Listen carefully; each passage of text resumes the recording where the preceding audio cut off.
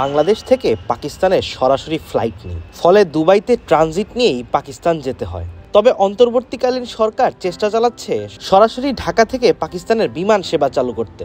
এমন অবস্থায় মে মাসে বাংলাদেশ দল যখন পাকিস্তান সফরে যাবে, সে সময় দুবাইতে ট্রানজিট নিতেই হতো তাদের। তবে নতুন খবর হলো বাংলাদেশ দলকে হয়তো দুবাইতে ট্রানজিট নিতে হবে না, কেননা আরব আমিরাত ক্রিকেট বোর্ডের সঙ্গে টি-20 সিরিজ আয়োজনের চেষ্টায় আছে বাংলাদেশ ক্রিকেট বোর্ড।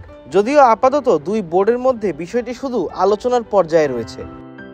ওয়ালটন আবারও মিলিয়নিয়ার অফারে ওয়ালটন ফ্রিজ কিনে আপনিও হয়ে যেতে পারেন মিলিয়নিয়ার। ভারত ও শ্রীলঙ্কায় আগামী বছর ফেব্রুয়ারি মার্চে হবে টি-20 বিশ্বকাপ, আর চলতি বছরের সেপ্টেম্বরে ভারতে হওয়ার কথা ছিল এশিয়া কাপ। যদিও ভেন্যু বদলে এখন তা হবে দুবাইতে। যেহেতু বিশ্বকাপ হবে টি-20 ফরম্যাটে, তাই এবারের এশিয়া কাপটাও হবে টি-20 ফরম্যাটেই। ফলে এই দুই টুর্নামেন্টের আগে একাধিক টি-20 ম্যাচ খেলবে বাংলাদেশ। এরই সুবাদে মে মাসের মাঝামাঝি পাকিস্তান সফরে যাওয়ার কথা লাল সবুজের দলের, আর তার আগেই আরব আমিরাতে ট্রানজিট না নিয়ে দুটি টি-20 খেলতে চায় বিসিবি।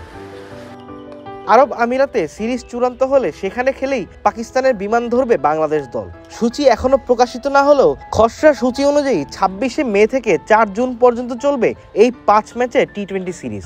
সিরিজের ভেন্যু হতে পারে ফয়সালাবাদ ও লাহোর। যদিও সিরিজটি আগে ছিল 3 ম্যাচের ওয়ানডে ও টি-20 সিরিজ, তবে এশিয়া কাপ ও বিশ্বকাপকে মাথায় রেখেই 3 ওয়ানডে ছেটে ফেলে 3 টি-20কে করা হয়েছে 5টিতে। এই সিরিজের পর আবার জুলাই মাসে বাংলাদেশে আসবে পাকিস্তান, যেখানে 3 ম্যাচের টি-20 সিরিজ খেলবে দুই দল। আবিদ মোহাম্মদ, ক্রিক ফ্রেন্সি।